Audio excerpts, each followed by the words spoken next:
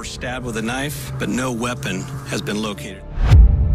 Did you, on November 13th, 2022, enter the residence at 1122 King Road in Moscow, Idaho, with the intent to commit the felony crime of murder?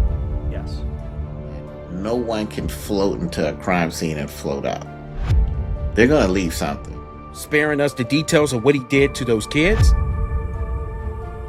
Criminal can't make but one mistake. If he makes one mistake, he's caught. This is not justice. This is not closure. This is cowardice, wrapped in procedure and delivered in silence.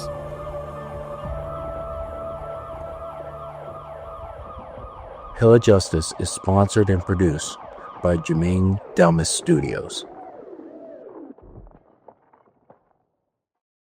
So, brother, okay, we have a ridiculous crime of these Idaho students. They were at an off-campus housing. And in the middle of the night, we know certain things that transpired. So in May 2022, just to give you some context, Kohberger purchased a Kabar knife, and it had a leather sheath to it. I guess he ordered it from Amazon or something like that. And then the prosecutors, what they claim is that in the months leading up to the murders, Kohberger's cell phone pinged off towers of the provider service and of the local area where the victims were at. So they detailed that he was stalking them this whole time. And because of that, they went on to go ahead and do other things to find out what was going on. So the night of the murders, of course, they used this technology. And what they were able to find out was that Kohberger's phone was turned off around 2:40ish, and then was turned back on around 2:48. And this was about a 2-hour gap, if you will. And it coincided with the times of the murders. And so this was to believe to have happened. And what they were suggesting is that these were attempt to hide his location. So all the while, what was seen leaving the area or in the area was a white Hyundai Elantra. And it was captured on multiple surveillance cameras in and around the neighborhood. The vehicle was seen entering around 3:30ish, or leaving the area around that time of some sort. And then he was just circling the neighborhood multiple times. And approximately 4:20, that's when he started leaving at a high rate of speed. And if I can remember what the prosecutor was talking about, almost losing control, leaving out of there. So as of yesterday, July 2nd, July 2nd, he has now pleaded guilty to killing these 4 students. And at least some of the victims' families are a little bit upset about that. But we have another thing to focus on, and you know this all too well. So I want you to take a look at the next clip, because we're talking about manufactured suspects. Exactly, because the defense had identified 4 individuals. Thankfully, the judge redacted their names and said this would create such chaos for these jurors because they had already complied with an investigation behind the scenes with law enforcement. They took the DNA swabs of each of them. They were cleared. No DNA evidence whatsoever was found in the crime scene. Why on earth did Bryan Kohberger think he could come into court and have his attorneys implicate 4 men whose DNA wasn't found at the crime scene and who had alibis and were cleared? I don't understand why he even thought that was possible. That's the million-dollar question. We're dealing with the mind that thinks he is better and above all else. If we ever find out the reasons behind these killings, and we suspect it's like some sort of fantasy in his mind, having been a criminal law student, that somehow he would to actually perpetrate the perfect crime and get away with it, then he thinks he's smart. You dealt with a lot of killers. I have. I spent a decade in homicide. You know, first of all, if this guy really studied the art of homicide investigation since he was going to commit the perfect crime. The one thing that he probably should have paid attention to, there's a movie, it's an old movie, it's called Black Rain with Michael Douglas in it. And he plays a part of an NYPD homicide detective. And there's a scene where a friend of his gets killed. And after he searches the crime scene, he kind of just starts throwing things around and he yells something out that's profound that any great detective would have paid attention to. He said, they always leave something. And after he calmed down and sat down, he looked and he found a small clue that led him to the killers. Let me tell you something. The first homicide school I ever went to, it was a very great teacher. And he said, no one can float into a crime scene and float out. They're going to leave something. They got to at least walk. And if they walk, maybe it's some sand from the beach that transferred in there. When two bodies collide, there's always a transfer, hair transfer, blood transfer, or whatever. You can't have violence. And if you don't want to leave a clue, the worst weapon to use is a knife, because it's just no way to do a knife killing clean. And blood patterns are going to tell you so well. So if he really was a genius, he would have chose a different weapon. And he would know that there's no perfect crime scene. They always leave something. The problem is, are the detectives thorough enough to find it? It's not whether they're going to leave something or not. It's whether you got competent investigators that's going to search every square inch Right. to find that one piece of trace evidence that can either connect the suspect to the scene or lead to the identity and the whereabouts of the suspect. Right. And I know what you're talking about. And a lot of people are wondering, and it's a misnomer and misinterpretation that, oh, I thought he was smart, Please don't let that fool you at all.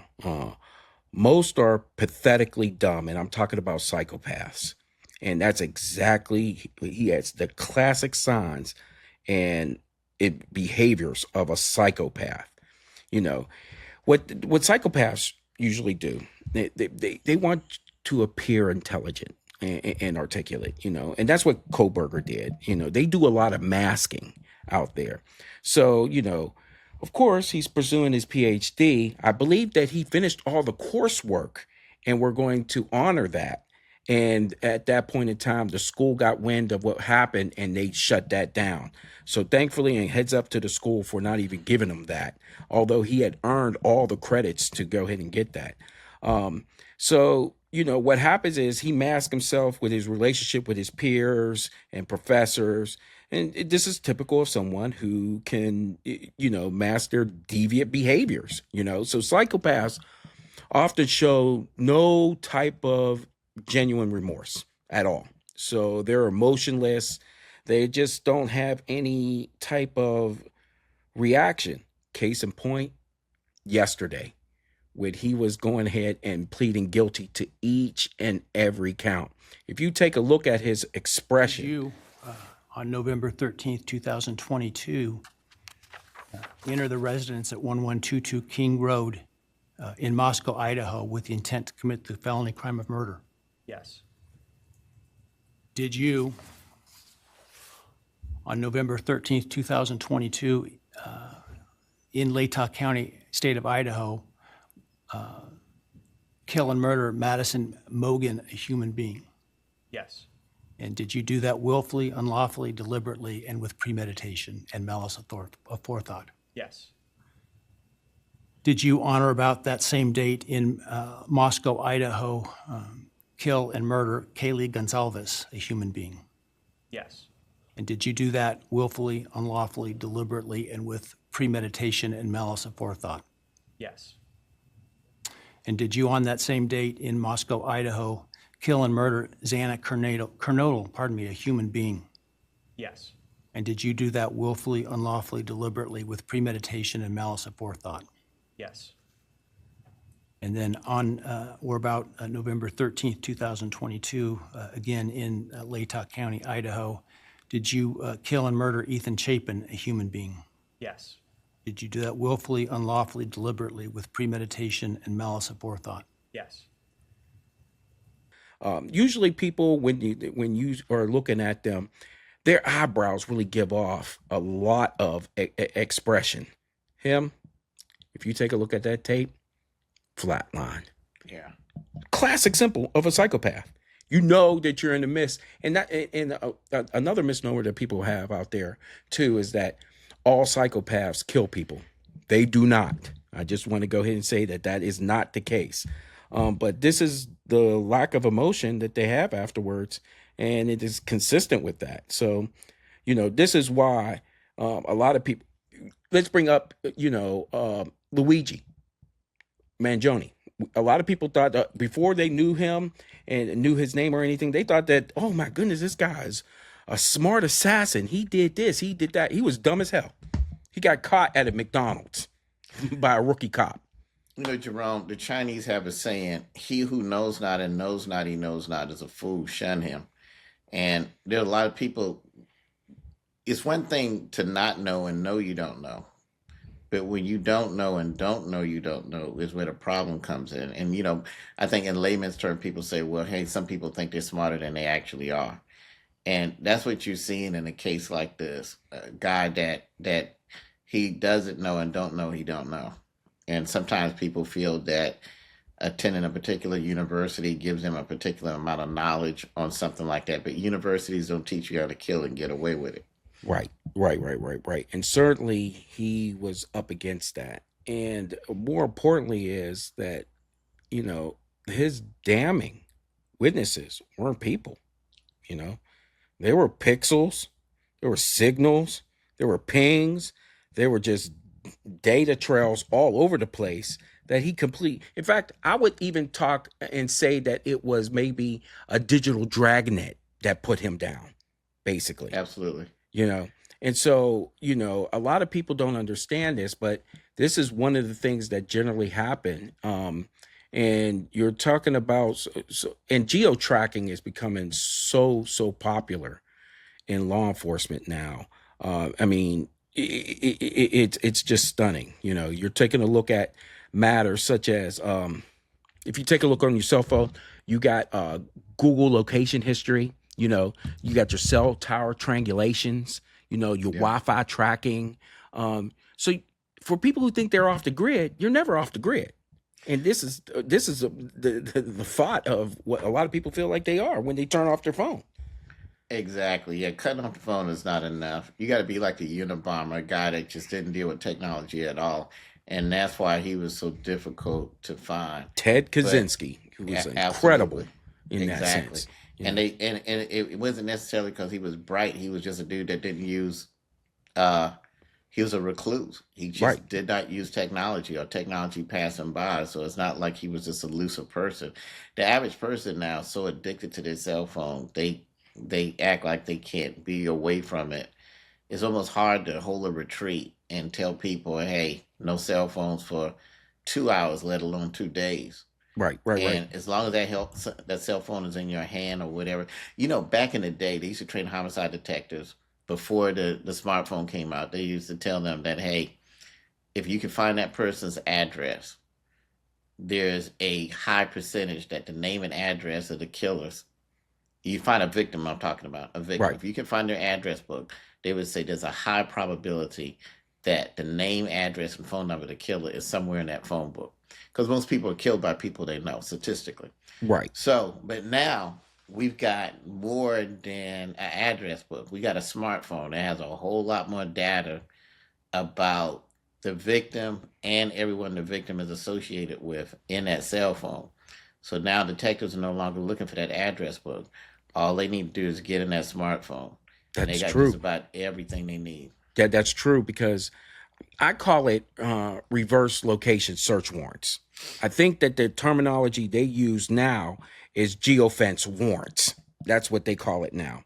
And just for those who don't know about it, it's just a powerful and investigative tool that law enforcement uses. And I guess you could go ahead and say it's controversial too because of Snowden. But this tool actually helps law enforcement access all types of data on every device within a specific geographical area during a specific time frame. So you have to have those two in there, even if you don't know who the devices belong to. So how that works is, let me go ahead and give a scenario. A crime happens, okay, of some sort. Let's just say a murder occurs at a house early in the morning. So what we'll do is we'll ask Google or Apple, it doesn't really matter, and we'll ask for a search for information on any device that was within, let's say, 300 meters. And let's go ahead and use the time 1 a.m. to 4 a.m. Okay. So what happens there is Google sends back a list of devices. It's usually cell phones and tablets, but that were in the area that was being used. But the IDs of those tablets, they're anonymous at the time.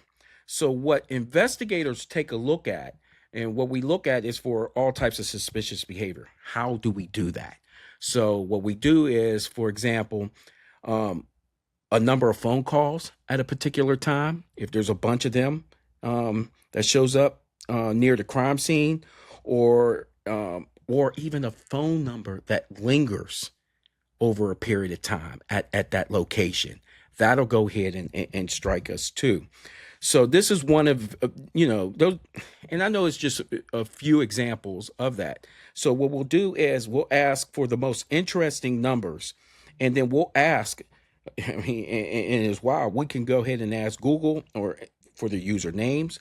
We can ask them for their email addresses. We can even ask them for their account info. And now we have names, and we can go on with the search even more. Doesn't always ring true, but in stuff like this, that's what they did. And they were able to go ahead and knock them out easily with that, along with the DNA. I mean, this guy was not bright at all. Exactly. Not to bring up Hollywood a whole lot, but I think one of the most infamous and greatest cops and robbers movie is Heat, with Robert De Niro and Al Pacino, two great actors. Mm-hmm. I think their only superior is Denzel Washington. And it's interesting. Shapiro plays an armed robber, and he has a group of bandits with him. And he was very clear on his instructions. He said, listen, if the heat ever pulls up, you got to walk away from everyone you know and never look back. Because everyone wants to go back and see mom. Everyone wants to go back and see their girlfriend, wife, or whatever like that. And that's usually, it's just human nature. Very few people got that type of mentality where they can stay off social media, stay off a phone, never, and they have to survive. And sometimes that's the only way they can survive. But that movie also was art imitating life. Right. Meaning that it's not what people think. Law enforcement can make a mistake every day as they track somebody, and they're going to go home. Criminal can't make but one mistake. If he makes one mistake, he's caught. Mm-hmm. And it's just virtually impossible to commit the perfect crime. Right. So you're going to leave some type of clue. And now with technology, you're leaving clues in cyberspace. Right. So Kohberger knows the gig is up, and everybody else knows the gig is up. So in the clip that we saw, he offers an alternative theory that 4 other individuals may have been responsible for this. And just to give everyone a clue what that is called the red herring. And so basically what that is, it's just any piece of evidence, theory, or detail that looks important but isn't. It's just there to mislead you. And the defense used tactics like this. And, and they come up with another terminology too. It's called some other dude did it. It's like SODDI defense. It's crazy. So they use that. And the thing is, those things kind of backfire because it's all because they're desperate. They're speculating. And in Kohberger's case, he's suggesting that these 4 unarmed men might have been guilty, and where is any of the evidence that's linking them to that? In fact, before the case was brought on, they had all given their DNA, and it didn't match none of the DNA there. You know, I've heard that attorneys are taught that trials are not about the truth. It's about who can tell the best story. And that has to stop. That's a travesty. You know, first of all, we know it's horrible the fact that prosecutors can get convictions on lies. And we all know where I stand on that. I think they should be held accountable for perjury like anybody else. But the same thing with the defense.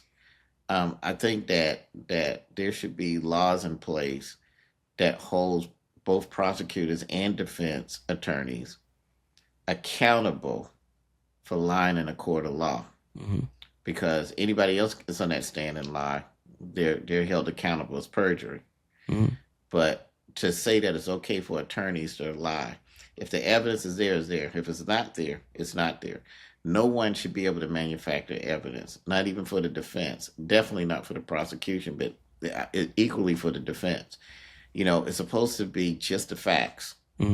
But our criminal justice system has unfortunately become dysfunctional, where perjury is acceptable from attorneys. Yeah. And that should never be the case. How many people have been convicted for it, for stuff they didn't do, and how many people have walked for stuff they did do? Yeah, and think about exactly right, and think about the cases where it's really harmed, and or people were misled, or people were really injured by that stuff. Absolutely.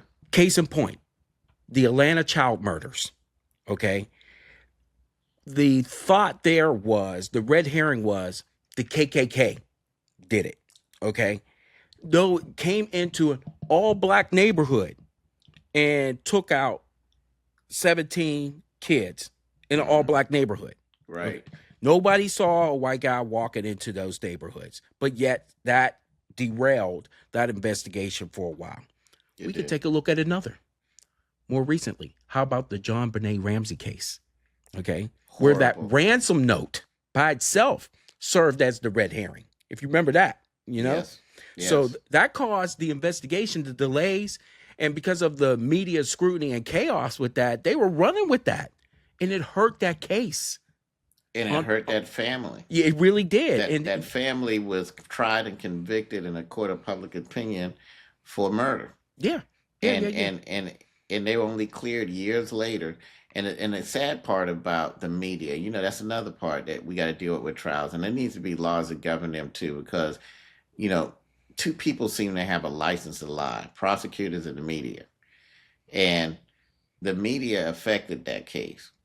And imagine two people being accused of killing their daughter and the world believing they did it. And it's not till DNA cleared it. But you didn't see any massive media attempt to correct it. Yeah. And, you know, they should be held accountable that if they put something out, the amount of time they spent putting out a lie, once corrected, they should have to give equal airtime to clearing that up. Yeah. I'll give you another case too. Yeah. Yeah, you're right about that. One that hurt this man royally. Richard Jewell. And then remember the 1996 Olympic bombing? Absolutely. I mean, the false narratives that they put on Jewell, that is probably the classic red herring that harmed an innocent man for his whole life. That actually did the right thing. Right. And did a great job of saved trying to protect lives. that. Exactly. But now he's accused of being a bomber. And then we get to this profile. Now, the media ran with it, and so there's some profiles that he fit the profile of that type of person. Right. And, the sad part about it is, their profiling does have a place and does work. There's a famous technique for profiling made famous by the FBI, where based on looking at certain things from the crime scene, you can make some logical deductions, but it's not 100%. Right. And you got to be real careful with it. I mean, if you remember the DC snipers, everybody, all the profilers jumped on there and said it was probably a middle-aged white male, and it turned out to be two black males. Right. And I remember telling the detectives and joking with them, saying, "Hey, we owe the white community apology this time." You know what I'm saying? Right. And but actually, it shows the double standard. Right. So,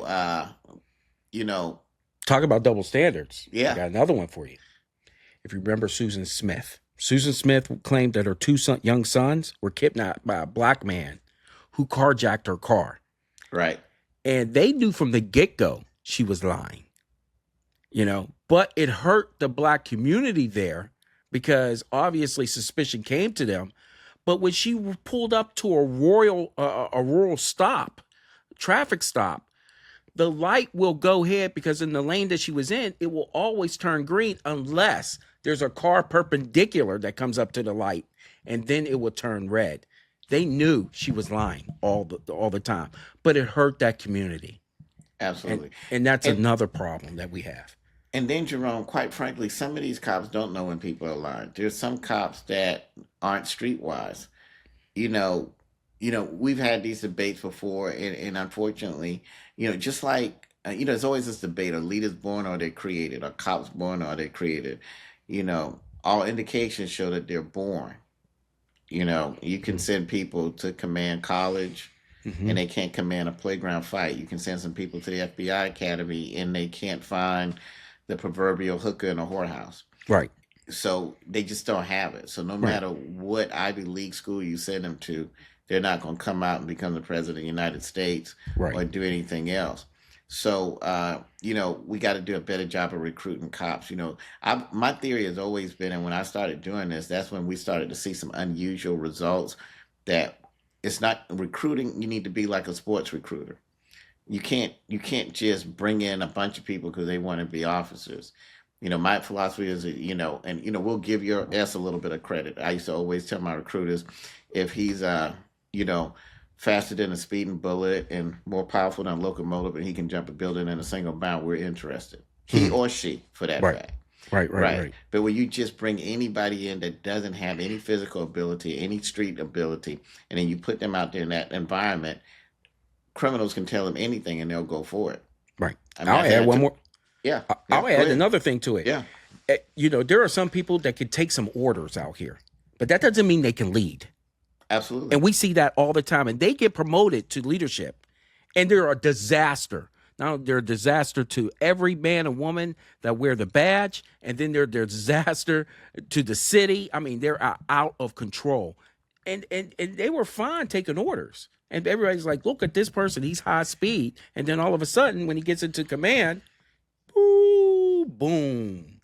Well, the great Greek philosopher, 2,000 years before Christ, not after, he said out of every 100 soldiers, 10 shouldn't be there, 80 are targets, 9 are soldiers, they make the battle, and 1 is the warrior, the warlord that can lead them in the battle and bring everybody home. Yeah. That was 2,000 years before Christ. Right.